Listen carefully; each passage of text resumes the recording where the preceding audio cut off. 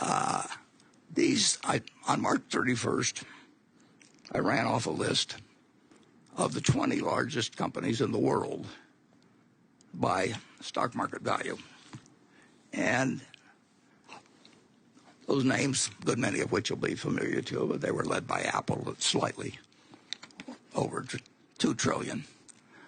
But what I would like you to do is look at that list for a minute or two, if you want to, and then make an estimate, make your own guess. How many of those companies are going to be on the list 30 years from now? But what would you guess? And think about that yourself. Would you put on 5, 8?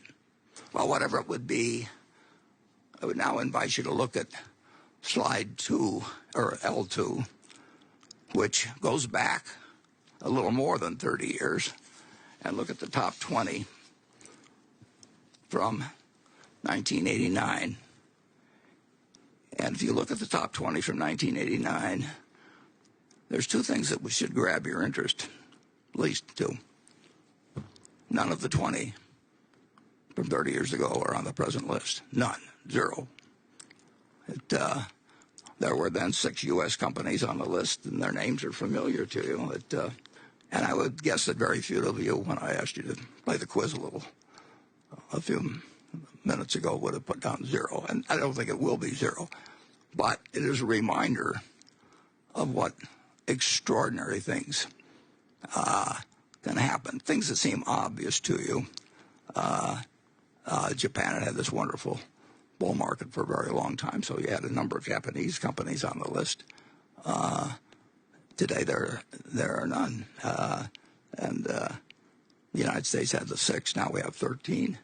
But they aren't the same 6. I would invite you to think about one other thing as you look at this list. 1989 was not the dark ages. I mean, we weren't just discovering capitalism or anything else.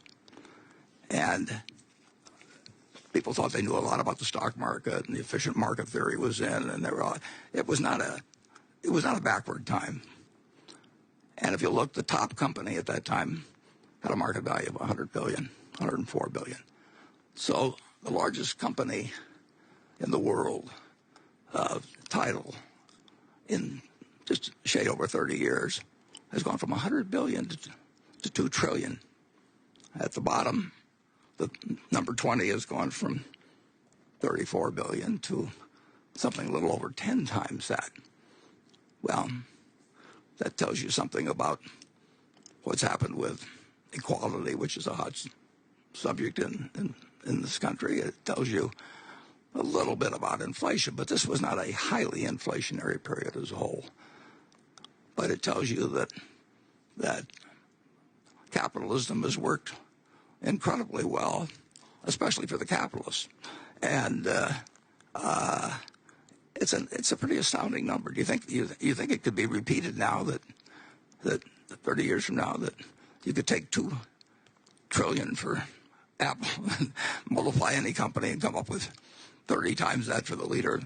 You know, it seems impossible, and maybe it is impossible. But we were just as sure of ourselves as investors and Wall Street was in 1989 as we are today. But the world can change in very, very